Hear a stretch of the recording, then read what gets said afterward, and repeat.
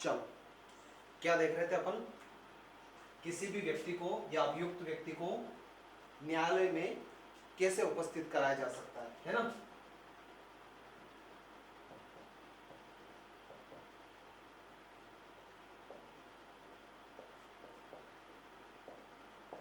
किसी अभियुक्त व्यक्ति को आप न्यायालय में कैसे उपस्थित करा पाओगे? तो क्या देखा हमने? सबसे पहले तो न्यायालय समन इशू कर सकता है, जिसके संबंध में हमने सेक्शन 63 से लगाकर सेक्शन 71 तक देखा। फिर न्यायालय जो है वारंट इशू कर सकता है, यानी कि उस व्यक्ति को गिरफ्तार करके लाया जा सकता है, सेक्शन 72 से सेक्शन 83 तक। फिर उसके बाद हमने देखा अगर उससे भी काम नहीं बन रहा है तो न्यायालय उद्घोषणा कर सकता है, प्रोक्लेमेशन कर सकता है ना, कि भैया जब से हम प्रोक्लेमेशन कर रहे हैं उसके 30 दिन के भीतर भीतर जो आप हैं न्यायालय में उपस्थित हो, या हम जहां कह रहे हैं उस समय पर, उस स्थान पर और उस समय पर उपस्थित हो। इसके संबंध में हमने देखा सेक्शन 84 में, और वो प्रोक्लेमेशन कहां कहां की जा सकेगी ये सब हमने डिटेल में देखा। ठीक है, ये सामान्य व्यक्ति के विरुद्ध भी की जा सकेगी और उद्घोषित अपराधी के संबंध में भी की जा सकेगी। सेक्शन 84 हमको ये बताता है। फिर अगर उससे भी काम नहीं बन रहा है तो एक और तरीका है उसकी प्रॉपर्टी की कुर्की कर लो, जिसके संबंध में हम सेक्शन 85 से लगाकर सेक्शन 89 तक में देखते हैं। जो पिछले 3 तरीके हैं, समन, वारंट और प्रोक्लेमेशन यानी कि उद्घोषणा, इसके बारे में हम डिटेल में पढ़ चुके हैं। आज हमें देखना है अटैचमेंट यानी कि कुर्की के बारे में। कुर्की कैसे की जा सकेगी, है ना, इसके बारे में हमें देखना है। तो सेक्शन 85 हमको क्या बताता है? यहां से स्टार्ट हो रही है सेक्शन 85 से 89 तक। तो सेक्शन 85 हमको क्या बता रहा है? 2 तरीके हैं। 2 तरीके कैसे हैं? एक तरीका तो है कि ये जो उद्घोषणा आपने करी है, जो आपने यानी न्यायालय ने जो उद्घोषणा करी है, उसके बाद आप कुर्की के लिए आदेश दे दो उद्घोषणा के पश्चात। किस टाइम पर? किसी भी समय। और एक तरीका और है उद्घोषणा के साथ साथ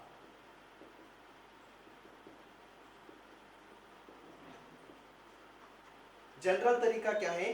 उद्घोषणा के बाद में आप किसी भी समय किसी व्यक्ति की चल या अचल संपत्ति को कुर्की करने का आदेश दे सकते हो।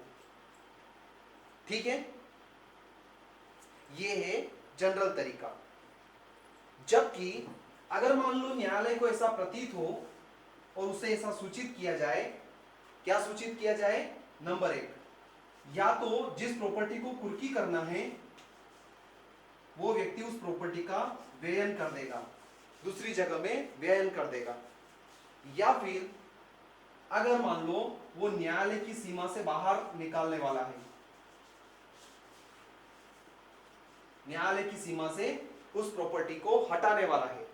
अगर न्यायालय को ऐसा लगता है तो न्यायालय जो है उस व्यक्ति के संबंध में जब वो उद्घोषणा करता है सेक्शन 84 में, उसके साथ में उसकी प्रॉपर्टी का कुर्की का आदेश भी दे सकता है सेक्शन 85 में। इन दो तरीकों से किसी भी व्यक्ति की प्रॉपर्टी कुर्क की जा सकती है। ठीक है, ये तो जनरल प्रोविजन है कि प्रॉपर्टी कुर्क की जा सकती है। लेकिन कहां की प्रॉपर्टी कुर्क की जा सकती है? क्या सिर्फ जुरिस्डिक्शन की प्रॉपर्टी कुर्क की जा सकती है या दूसरे क्षेत्र की भी? तो सेक्शन 85 का ही अगला सबसेक्शन हमको बताता है कि आप किसी भी क्षेत्र की प्रॉपर्टी को कुर्क कर सकते हो। बस शर्त क्या है? अगर मान लो आप अदर डिस्ट्रिक्ट में जाकर के प्रॉपर्टी कुर्क करना चाहते हो तो वहां का जो अधिकारी है वहां से प्रस्थांकित कराना होगा। कौन सा अधिकारी? वहां का डीएम। ठीक है, वहां का जो डीएम है वहां से आप उससे प्रस्थांकित करा करके दूसरे डिस्ट्रिक्ट की प्रॉपर्टी भी आप चाहो तो अटैच कर सकते हो। ठीक है, उसके बाद क्वेश्चन ये उठता है कि प्रॉपर्टी अटैच कैसे की जाए। तो इसके संबंध में अगले दो सेक्शन या दो सब सेक्शंस अपने को ये जवाब देते हैं कि प्रॉपर्टी को अटैच कैसे किया जाए। अगर मान लो अटैच की जाने वाली प्रॉपर्टी चल संपत्ति है तो उसको अटैच कैसे किया जाए, ये इसके लिए अलग तरीका है। और अगर मान लो वो अचल संपत्ति है तो उसको कैसे अटैच किया जाए, इसके बारे में अलग तरीका है। क्या अलग तरीका है? देखो बैरेक पर आएंगे तो दो चार तरीके, यानी रिसीवर नियुक्त करना, उसको सीज कर लेना। अगर मान लो चल प्रॉपर्टी है, सब सेक्शन 3 क्या बता रहा है कि अगर चल प्रॉपर्टी है तो उसको सीज कर लेंगे, यानी कि अभिग्रहण कर लेंगे। ठीक है, अभिग्रहण कर लेंगे, उसको सीज करके उठा लेंगे, क्योंकि वो मूवेबल प्रॉपर्टी तो अपन ले जा सकते हैं, तो उसको अपन सीज कर लेंगे। एक तरीका ये है। फिर दूसरा तरीका क्या है? रिसीवर की नियुक्ति करके। अब जब ये रिसीवर नियुक्त किया जाएगा तो इसके पावर्स वगैरह ये सब क्या होंगे, तो इसके संबंध में आप सब सेक्शन 5 पर आओ। सब सेक्शन 5 क्या बोल रहा है अपने को, sorry sub section 6, sub section 6 क्या बोल रहा है अपने को कि ये जो रिसीवर की नियुक्ति होती है इसके संबंध में जो भी पावर्स वगैरह हैं ये वैसे ही हैं जो सीपीसी के अंतर्गत होते हैं। सीपीसी में कहां? सीपीसी में ऑर्डर 40 में। ठीक है, वहां जैसे पावर हैं वैसे के वैसे पावर रिसीवर के जो पावर हैं वो यहां पर भी होंगे किसी की प्रॉपर्टी अटैच करने के संबंध में। फिर और क्या तरीका है?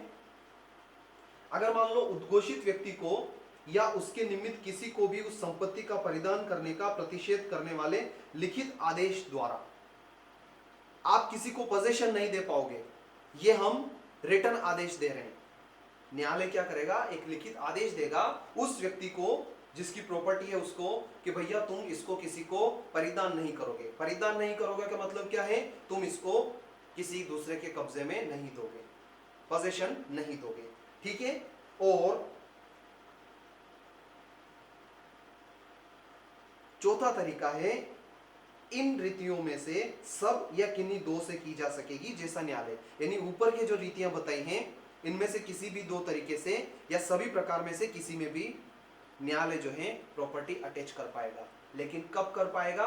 जब ऐसी प्रॉपर्टी चल संपत्ति है। तो अचल संपत्ति को कैसे आप अटैच कर पाओगे? अगला सबसेक्शन बता रहा है, सबसेक्शन 4। देखो, यदि वह संपत्ति जिसको कि कुर्क करने का आदेश दिया गया है अचल है तो इस धारा के अधीन कुर्की राज्य सरकार को राजस्व देने वाली भूमि की दशा में उस जिले के कलेक्टर के माध्यम से की जाएगी जिसमें वह भूमि स्थित है। अगर जिससे रेवेन्यू कलेक्ट होता है, राजस्व निर्धारित होता है, राजस्व कलेक्ट होता है, अगर उस प्रॉपर्टी को अटैच करना है तो सिर्फ कलेक्टर के माध्यम से की जाएगी। और अगर राजस्व नहीं होता है, राजस्व देय नहीं है उस प्रॉपर्टी पर, तो बाकी दशाओं में, अन्य दशाओं में कैसे की जाएगी? उस प्रॉपर्टी का पोजेशन ले सकते हैं। क्या अचल संपत्ति को आप सीज कर पाओगे? क्या नहीं कर पाएंगे। अचल संपत्ति कैसे सीज होगी, है ना? उसको अपन उठा के तो नहीं ला सकते हैं, तो उसको सीज करके कैसे लेकर आएंगे? तो क्या तरीका है? उसका कब्जा लेकर के आप पोजेशन ले सकते हो। और क्या तरीका है? रिसीवर को नियुक्त करके। फिर और तरीका क्या है? उद्घोषित व्यक्ति को या उसके निमित्त किसी को भी संपत्ति का किराया देने या उस संपत्ति का परिधान करने का प्रतिषेध करने वाले लिखित आदेश द्वारा, यानी कि वही कहानी, उसको बोलेंगे भैया तुम इस प्रॉपर्टी का पोजीशन किसी दूसरे व्यक्ति को नहीं दोगे। ठीक है, ये हैं आपके तरीके। अगर चल संपत्ति को सीज करना है तो सबसेक्शन 3 बता रहा है, अचल संपत्ति को सीज करना है तो सबसेक्शन 4 में तरीके बताए हैं। ठीक है, फिर सबसेक्शन 5 क्या बोल रहा है? अगर मान लो किसी प्रॉपर्टी को अटैच कर लिया गया है और वो कैसी है? या तो वो जीव धन है, या तो वो जीव है, या फिर वो ऐसी हैं जो नष्ट होने वाली प्रवृत्ति की हैं, तो क्या न्यायालय को उसे विक्रय करने का यानी कि सेल करने का भी पावर है क्या? बिल्कुल, सबसेक्शन 5 हमको यही बता रहा है, ठीक है। और सबसेक्शन 6 बता रहा है कि रिसीवर्स की पावर, रिसीवर की जो हम जो नियुक्त कर रहे हैं प्रॉपर्टी को अटैच करने के संबंध में, चाहे वो चल हो या अचल हो, जो रिसीवर की पावर है वो वही है जो सीपीसी के अंतर्गत दी गई है। सीपीसी में भी कहा? ऑर्डर 14, ठीक है। ये है आपका अटैचमेंट के संबंध में प्रावधान। फिर इसके बारे में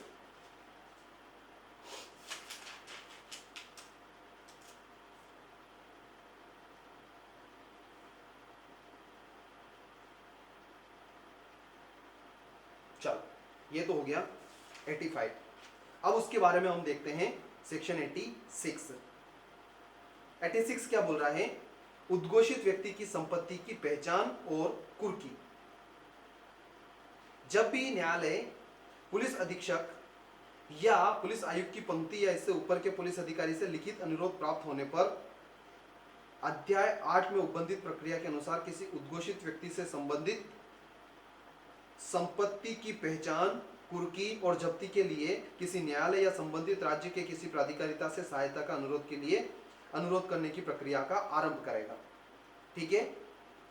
अगर मान लो उसकी प्रॉपर्टी पहचान नहीं है, कहाँ है, किसकी है, प्रॉपर्टी कैसी है, पहचान करेंगे पहले, तभी तो अटैच कर पाएंगे, तो उसकी प्रक्रिया का प्रारंभ करेगा। अगर मान लो हमने किसी दूसरे की प्रॉपर्टी अटैच कर ली तो वो तो इलीगल काम हो जाएगा। तो हमें पहले पहचान करनी है, पहचान करने के लिए इस प्रोविजन की सहायता यानी कि इन अधिकारियों की सहायता लगेगी। फिर अगर मान लो आपकी प्रॉपर्टी को अटैच कर लिया गया है तो उसके संबंध में ऑब्जेक्शन कैसे उठाए जा सकते हैं? सेक्शन 87 क्या बोल रहा है? कुर्की के बारे में दावे और आपत्तियां। अगर मान लो एक व्यक्ति किसी को उद्घोषित अपराधी घोषित किया है, अब जरूरी तो नहीं है कि उस प्रॉपर्टी में उसी का हिस्सा हो। जो प्रॉपर्टी आपने अटैच करने के लिए बोला है, जरूरी है क्या कि वो प्रॉपर्टी सेल्फ इसी की हो? ऐसा नहीं हो सकता है। हो सकता है कि इसके साथ कोई दूसरा व्यक्ति है, उसकी भी हो साथ साथ में। अगर मान लो किसी व्यक्ति को ऐसा लगता है कि मेरी प्रॉपर्टी अटैच कर ली, करने इसके आए थे और मेरी कर ली, या फिर जो प्रॉपर्टी अटैच करी है उसमें कुछ हिस्सा मेरा भी अटैच हो गया है। अगर मान लो किसी व्यक्ति को ऐसा लगता है जो कि उद्घोषित व्यक्ति नहीं है, तो उसके पास 6 महीने हैं ऑब्जेक्शन उठाने के लिए। 6 महीने के भीतर भीतर, जब से अटैच की गई है, 6 महीने के भीतर भीतर वो उसमें ऑब्जेक्शन उठा पाएगा। और न्यायालय अगर मान लो उस ऑब्जेक्शन करता, जो आपत्ति करता है, उसका अगर कोई हित है, अधिकार है उस प्रॉपर्टी में, तो न्यायालय उसका हित को नजर में रखते हुए उसके आवेदन को मंजूर कर सकता है, या फिर अगर उसको लगता है कि इसमें उसका हित नहीं हो सकता है तो ऐसे आवेदन को नामंजूर भी किया जा सकता है, ठीक है। चलो, लेकिन अगर मान लो जो समय अवधि है यानी कि 6 महीने हैं, इस दौरान में जो आपत्ति करता है उसकी मृत्यु हो जाती है, तो क्या ऐसे आवेदन को उसका एलआर भी जारी रख सकता है क्या? बिल्कुल रख सकता है, इसका प्रोवाइजो यही बोल रहा है। फिर लास्ट सबसेक्शन 2 क्या बता रहा है हमको कि यदि उपधारा के 1 के अधीन दावे या आपत्तियां, उपधारा 1 के अधीन दावे या आपत्तियां कहां की जाएगी? ये क्वेश्चन उठता है ना कि कहां की जाएगी, आपत्ति कौन से न्यायालय में करोगे? तो अगर मान लो उसी डिस्ट्रिक्ट में, अगर दो कहानी है इसमें, अगर मान लो उसी डिस्ट्रिक्ट में उसी डिस्ट्रिक्ट की प्रॉपर्टी को अटैच करना है, तो जिस न्यायालय ने आदेश दिया है अटैचमेंट के, वहीं पर आप आपत्ति करोगे। लेकिन अगर मान लो, जैसा कि हमने अभी सबसेक्शन 2 सेक्शन 85 में देखा था कि अगर मान लो दूसरे डिस्ट्रिक्ट की है तो ये प्रश्नांकन भी करना पड़ेगा, दूसरे क्षेत्र में दूसरे डिस्ट्रिक्ट की है तो वहां के जो डीएम है उसे प्रश्नांकित करना पड़ेगा, ठीक है। अगर मान लो ऐसी कहानी है तो फिर वहां अगर प्रॉपर्टी है और उसको अटैच किया जा रहा है और उसके संबंध में किसी व्यक्ति को आपत्ति उठानी है, तो वो कहां उठाएगा? वो उठाएगा उस क्षेत्र के सीजीएम के पास। देखो सबसेक्शन 2 क्या बोल रहा है, उपधारा 1 के अधीन दावे या आपत्तियां उस न्यायालय में जिसके द्वारा कुर्की का आदेश दिया गया है। नंबर 1, नंबर एक ये बात। फिर या यदि दावा या आपत्तियां ऐसी है जिसके संबंध में धारा 85 की उपधारा 2 के अधीन प्रश्नांकित आदेश के अधीन कुर्की की गई है, तो उस जिले के जिसमें कुर्की की जाती है सीजेएम के न्यायालय में की जाएगी। आवेदन कहां किया जाएगा? सीजेएम में। अगर मान लो 85 के सबसेक्शन 2 में अगर वो अटैचमेंट की जानी हो उस प्रॉपर्टी का, तो सेक्शन 85 का 2 क्या था? दूसरे जिले में अटैचमेंट हो रहा था। अगर मान लो दूसरे जिले में जाकर के अटैचमेंट करना है, तो सेक्शन 87 सबसेक्शन 2 हमको बता रहा है कि अगर किसी व्यक्ति को आपत्ति उठानी है तो वो सीजेएम, वहां के सीजेएम के पास उठाएगा, नहीं तो नॉर्मल कंडीशन में कहां उठाएगा? जिस न्यायालय ने आदेश किया है अटैचमेंट का, उसी न्यायालय में। ठीक है। अब उस जो आपत्ति उठाई उस व्यक्ति ने, उसका निराकरण कैसे होगा? सबसेक्शन 3 क्या बोल रहा है? प्रत्येक ऐसे दावे या आपत्ति की जांच उस न्यायालय द्वारा की जाएगी जिसमें वह की गई है। पहली कंडीशन, अगर नॉर्मल कंडीशन है तो जिस न्यायालय में आपत्ति की गई है वही उसका निपटारा करेगा, उसकी जांच वही करेगा।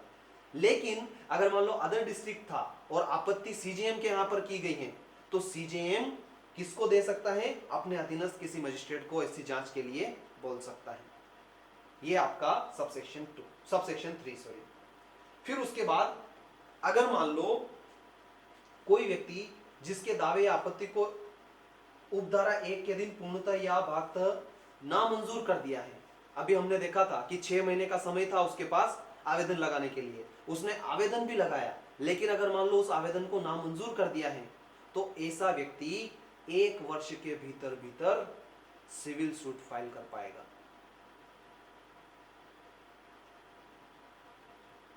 देखो, 1 वर्ष की अवधि के भीतर उस अधिकार को सिद्ध करने के लिए जिसका दावा वह विवादग्रस्त संपत्ति के बारे में करता है, वाद संस्थित कर सकेगा, किंतु वह आदेश ऐसे वाद के यदि कोई हो परिणाम के अधीन रहते हुए निश्चायक होगा।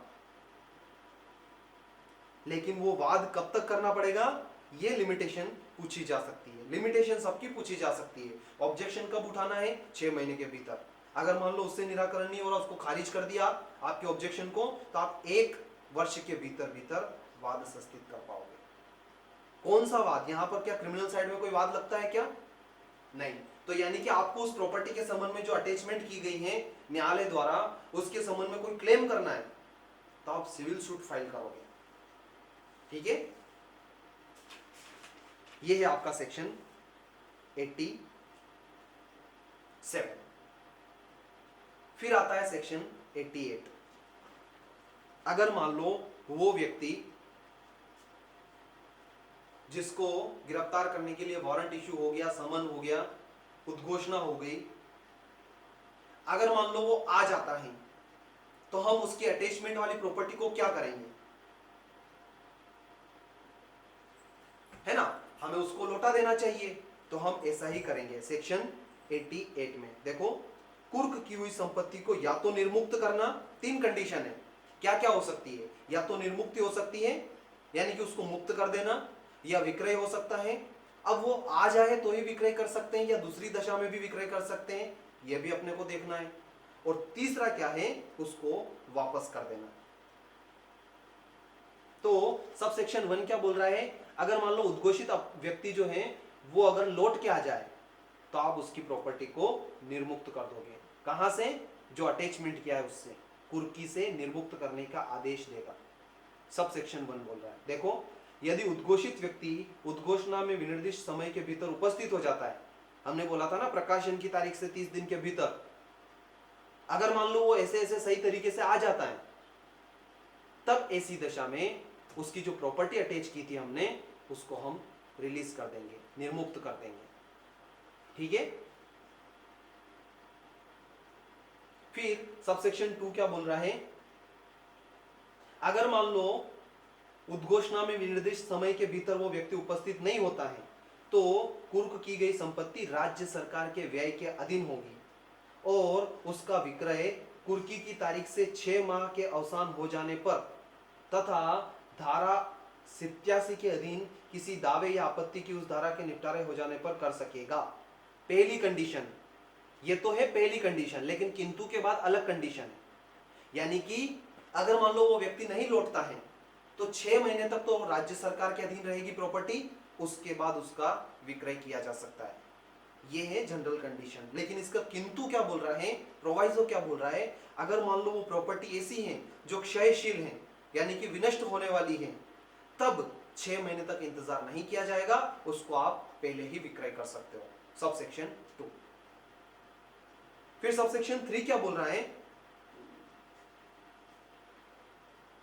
यदि कुर्की की तारीख से 2 वर्ष के भीतर कोई भी व्यक्ति जिसकी संपत्ति उपधारा 2 के अधीन राज्य सरकार के व्यय के अधीन है या रही है, उस न्यायालय के समक्ष जिसके आदेश से वह संपत्ति कुर्क की गई थी, या उस न्यायालय के समक्ष जिसके ऐसा न्यायालय अधीनस्थ है, कोई व्यक्ति स्वेच्छा से आ जाता है 2 वर्ष के भीतर, अभी वो विक्रय नहीं हुई है प्रॉपर्टी, है ना, वो राज्य सरकार के अधीन है लेकिन वो विक्रय नहीं हुई है, और मान लो कोई व्यक्ति 2 वर्ष के भीतर या तो स्वेच्छा से आ जाता है या उसको पकड़ करके ले आ जाता है और न्यायालय का समाधान रूप से यह समाधान हो जाता है, या फिर वो व्यक्ति उसको ये साबित कर देता है कि मैं उचित समय पर न्यायालय में क्यों नहीं आया। देखो क्या बोल रहा है, यह साबित कर देता है कि वारंट के निष्पादन से बचने के प्रयोजन से वो फरार नहीं हुआ था या छुपा नहीं था, और यह कि उसे उद्घोषणा की ऐसी सूचना ही नहीं मिली थी।